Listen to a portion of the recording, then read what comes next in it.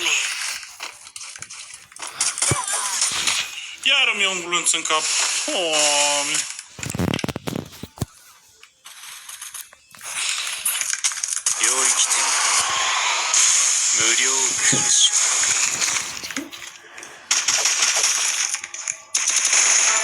Ne? Uite-o. Dominando.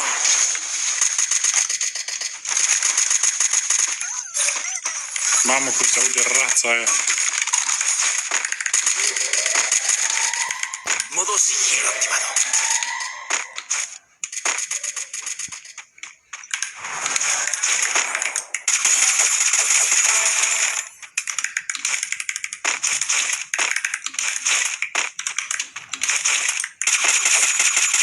Imparable. Bă, dar mi-e dor de cordul meu.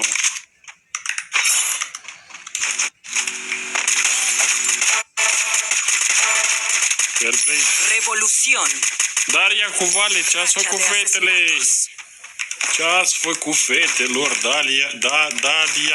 Daria cu Vale. Nu știți să conduceți voi, fetelor. Din păcate.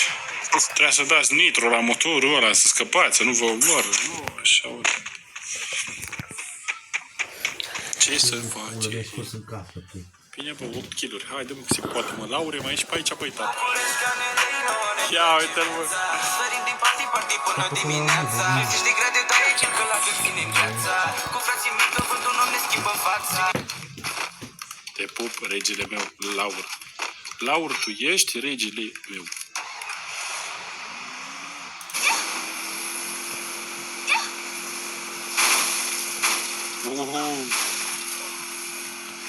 Ia uite-l.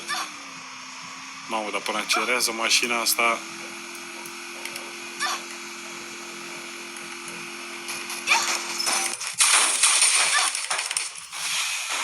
Bă, uite, mă, era mai în stânga, m-am dat abilitate degeaba.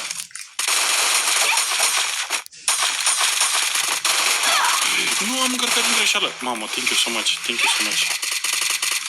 Mamă, ce greșeală era să fac. Modo sigilo.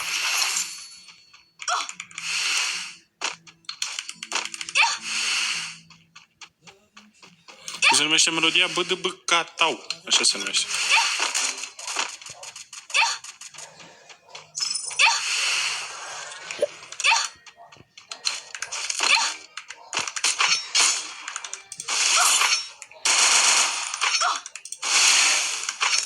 Bă, du-te! Bă!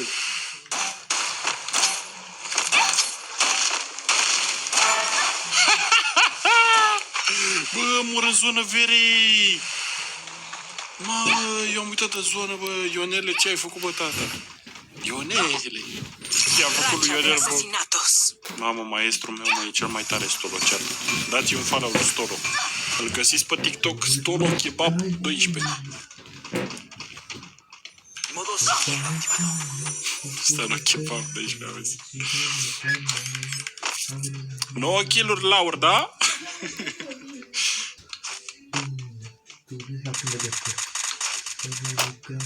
Bă, de am intrat în zonă, mă, sau am modul sigilul ăsta activat? Ne place viața. Sărim din party până dimineața. 50 de grade, dar e cel că la cât vine în viața. Cu frații mei, tot Te pup, băi, Raur. Raur. ne place viața. Sărim din party până dimineața. 50 de grade, dar e cel că la cât vine în viața. Cu frații mei, tot vântul nu ne schimbă fața. Raur, mersi frumos. Raur. Bă, dar lălăit pot să fii, mă? Să nu poți să zici lălăit? Bă, ce-ați făcut? Ha, mă, că vreau player, mă, mai îmi trebuie 6 kill-uri, bă. Mă duc în față, că sigur sunt player în față, ghitomotul de revive. Mamă, bă, mă duc să dau revive, mă, bucați. Frățioară, ai să de revive? Nu am, nu. Hai că mă duc eu. Am 500 de bani, nu. Mă duc. Mă duc. Mă, chat, mai trebuie 6 kg-uri, mă, dar nu le apuc. Nu le apuc, mai că-și dau revive. Sau dacă nu le dădeam revive la ei. Că și eram 2, eram nevoit să... Na, știi? Dar N-am player pe aici. Mă joc pe muzici că mă joc pe cartof, așa mă simt. Bune, dar măcar pe ce mai bine joc. Uite-l.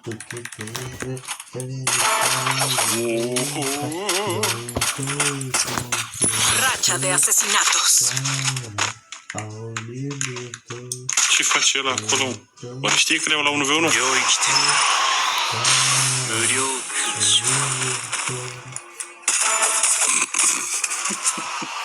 Racha de asesinatos. Bun. Haide, mă. Bă, mai îmi trebuie 4 kg-uri, bă, mâncavă. Și lăsați și mie 4 kg-uri. Hai și eu doar revive. Nice. Nice. Nice. Trebuie să mă uit în cer. Are cioara, mă, mâncam iar cioara. Pe el mă duc, mă. Uite-mi să ce să aici.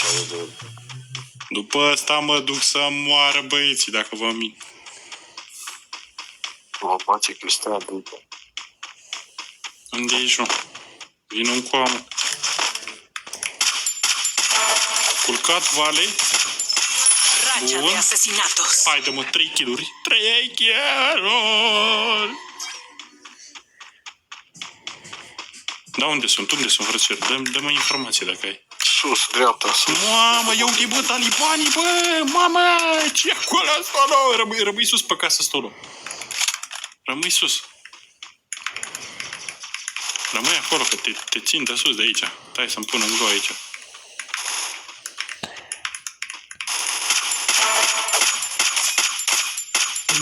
Racha de asesinatos.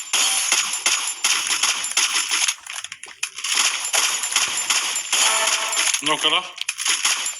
Dă-i stolo! Oho, că mai e altul. Stolo. Nu poți să te ajut, că mă spamează. Mă, tu de unde vii? Are cordă ăsta cu aia. Modo sigilo activado. Mulțumesc.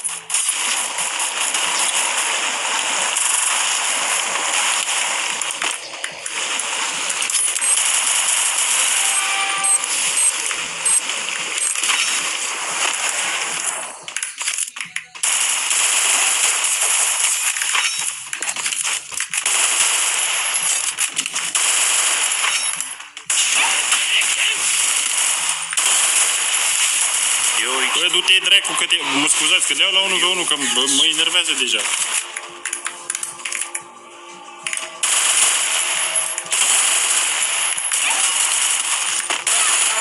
Dă-te... Racha de asesinatos. Un kill, Stolo, lasă-mi-l mie, că am fix 15 kg-uri. Stolo, unde? Unde? Modo sigilo activado. Dă-te așa. Uite-l, că a dat ciorile. E văd, fraiere. E văd de pe piatra asta aici. Bă, v-a zis, mă, că fac, mă, v-am zis că pornirea e mai grea, că iarna se încălzește greu motorul, mâncam, băi. Fix 15 kg-uri, băi. Gata, bă, am făcut challenge-ul. Am făcut, să știi. Am făcut challenge-ul. Zim congrats. În franceză vreau să-mi zici. Felicidades.